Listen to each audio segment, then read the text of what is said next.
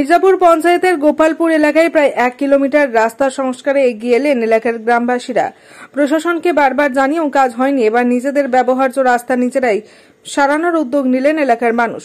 শনিবার সকাল থেকে গণ উদ্যোগে কোতুলপুরের মির্জাপুর গ্রাম পঞ্চায়েতের গোপালপুর মোড় থেকে শিবতলা মোড় পর্যন্ত 1 কিলোমিটারের কিছু বেশি রাস্তা সংস্কারের কাজ শুরু হয়েছে ওই এলাকার মানুষ জানিয়েছেন। স্থানীয় বাসিন্দাদের দাবি, রাজ্যের তৃণমূল ক্ষমতায় আসার পর মাত্র একবারই গোপালপুর থেকে গোগরা গান্ধী মোড় পর্যন্ত রাস্তা সংস্কার করা হয়। পরে সামনের দিকের কিছুটা অংশ ঢালাই হলেও গোপালপুর মোড় থেকে শিবতলা মোড় পর্যন্ত 1 কিলোমিটারের কিছু অংশে কোনো কাজ হয়নি। বর্তমানে যা অবস্থা তাতে যান চলাচল তো দূরস্থ, পায়ে হেঁটেও যাতায়াত করা যাচ্ছিল না। বিষয়টি বারবার প্রশাসনকে জানিয়েও কোনো কাজ না হওয়ায় নিজেদের প্রয়োজনে নিজেরাই গাঁটের কড়ি খরচ করেও শারীরিক শ্রম দিয়ে রাস্তা সংস্কারে উদ্যোগী হয়েছেন বলে ওই এলাকার মানুষ জানিয়েছেন। মির্জাপুর গ্রাম পঞ্চায়েতের প্রাক্তন উপপ্রধান ও বর্তমান সদস্য সঞ্জয় মণ্ডলও বেহাল রাস্তার বিষয়টি স্বীকার করে নিয়েছেন। তিনি বলেন, বিগত বিধানসভা নির্বাচনের আগেই ওই রাস্তাটি পথশ্রী প্রকল্পে তৈরির জন্য প্রস্তাব দেওয়া হয়েছিল। বর্তমানে কবে কাজ শুরু হবে তার জানা নেই বলেই তিনি জানান। অভিজিৎ মুখার্জির report, SS Bangla news. Actually এই রাস্তাটা আমাদের যেটা বাগানো হচ্ছে বা সারানো হচ্ছে, এটা এই গোপালপুর মোড় থেকে আপ টু গোগরা দান্নে মোড় পর্যন্ত যে পিচটা প্রায় 2.5 কিলোমিটার এতটা এই রাস্তাটা বিস্তৃত। কিন্তু এর মধ্যে কিছুটা অংশ ঢালাই হয়েছে, যেটা হচ্ছে পিছনের দিকে, এই গ্রামের পিছনের দিকে কাজ হয়েছে, ঢালাই হয়েছে। কিন্তু মেন আমাদের এন্ট্রান্স হচ্ছে গোপালপুর মোড় থেকে আপ টু শিবতলা মোড়, এটা প্রায় 1 কিলোমিটার। এই 1 কিলোমিটার 1.5 কিলোমিটার রাস্তা এত বেহাল অবস্থা, মানে এটা তৃণমূল সরকার আসার পর বোল্ডারের কাজ প্রথম হয়েছিল, কিন্তু তারপর থেকে সেভাবে কাজ কোনো হয়নি। এবং আমরা পঞ্চায়েতে জানিয়েছি, আমরা প্রশাসনের কাছে গিয়েছিলাম। বিশেষ করে আমরা আমাদের যে কোতুলপুর স্কুলের প্রধান শিক্ষক মহাশয় মাননীয় ডক্টর প্রসেনজিৎ সরকার, উনি আমাদের বিডিও অফিসে যেতে বলেছিলেন এই ব্যাপারটা নিয়ে। বিডিওর সাথে কথা বলতেও আমরা গিয়েছিলাম, সেখানে দরখাস্ত দেওয়া হয়েছে, সব করা হয়েছে। কিন্তু বারবার বলা হচ্ছে মোরাম কোনোভাবে পড়বে না, এরপরে হলে ঢালাই হবে। এটাতে এমন গর্ত হয়েছিল, অ্যাম্বুলেন্স বা বাচ্চাদের যে গাড়ি যাচ্ছে, স্কুলের গাড়ি, মানে যেতে পারছে না। হ্যাঁ, যে কোনো সময় অ্যাক্সিডেন্ট ঘটবে। দুপাশে পুকুর আছে, পুকুরের জলে গাড়ি গড়িয়ে পড়বে, এমন অভিজ্ঞতা হয়েছে যে ধানের গাড়ি নিয়ে আসতে, গ্রামের যেহেতু রাস্তা, সেহেতু ধানের বস্তা প্রায় উল্টে যাওয়ার মতো অবস্থা জলের মধ্যে।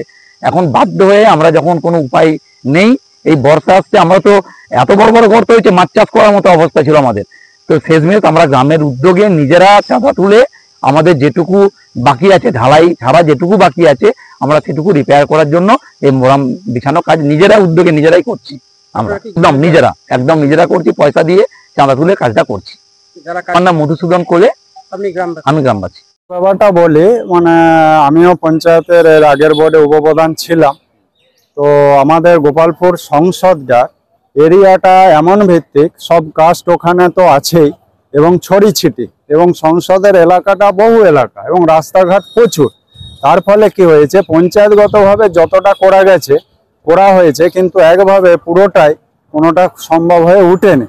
এমতো অবস্থায় গত 2 বছর যাবৎ আবার আরও সমস্যা হয়েছে। কাজ হয়েছিল বোল্ডার মোরাম অনেক দিন আগে, মাঝখানে প্রাইমারি স্কুল থেকে কিছুটা পোর্শন ঢালাই হয়েছে পঞ্চায়েত সমিতি থেকে, কিন্তু বর্তমানে সত্যি করে অবস্থা খুব খারাপ। এর জন্য আমি পঞ্চায়েতের বর্তমানে সদস্য হিসাবে বা প্রাক্তন উপপ্রধান হিসাবে পথশ্রীতে ধরানো আছে। 2-3 বার সার্ভেও এসেছিল, এর আগের বিধানসভা ভোটের আগেতেই ওটা ধরানো হয়েছে। জানি না এখন কি অবস্থায় আছে, এটা আমার পক্ষেও জানা সম্ভব হয়নি। তবে আমি চেষ্টা করেছি এমএলএর মাধ্যমে বা পঞ্চায়েত সমিতি, জেলা পরিষদে সেটা কিভাবে কি করা যায় আমি ব্যক্তিগতভাবে চেষ্টা করছি, কারণ আমার একটা দায়বদ্ধ আছে।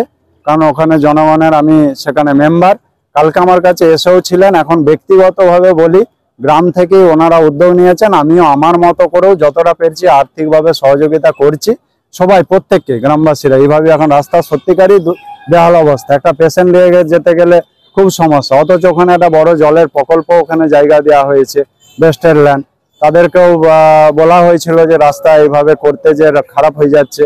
তো যাই হোক, দেখা যায় আমিও একজন মেম্বার হিসাবে ওখানকার গ্রামবাসীর আমিও আবেদন রাখছি, যাতে এটা পঞ্চায়েত সমিতি বা জেলা পরিষদের মাধ্যমে বা পথশ্রী যে ধরানো আছে সেটা যেন দ্রুত হয়, নাহলে সত্যিকারে গ্রামবাসীদের বা স্টুডেন্টদের আর প্রচুর অসুবিধা হচ্ছে। ঠিক যতটা আমার ক্ষমতা সাধ্যমতো আমি সহযোগিতা করেছি, প্রত্যেকেই করেছে। এইভাবে এখন চালানো হচ্ছে। পঞ্চায়েতের উপরে তো আর ওই প্রায় 1900 মিটার, প্রায় 2 কিলোমিটার রাস্তা আছে, মেপে দেখা গেছে পথশ্রী যখন সার্ভে এসেছিল। না না, ওটা সম্ভব না। ওটা জেলা পরিষদে যদি খুব লাকিলি হয় তাহলে হয়তো সম্ভব হবে, না হলে ওটা ওই পথশ্রী বা স্টেট লেভেল থেকে হলে আরো ভালো হয়। আমার নাম সঞ্জয় মন্ডল।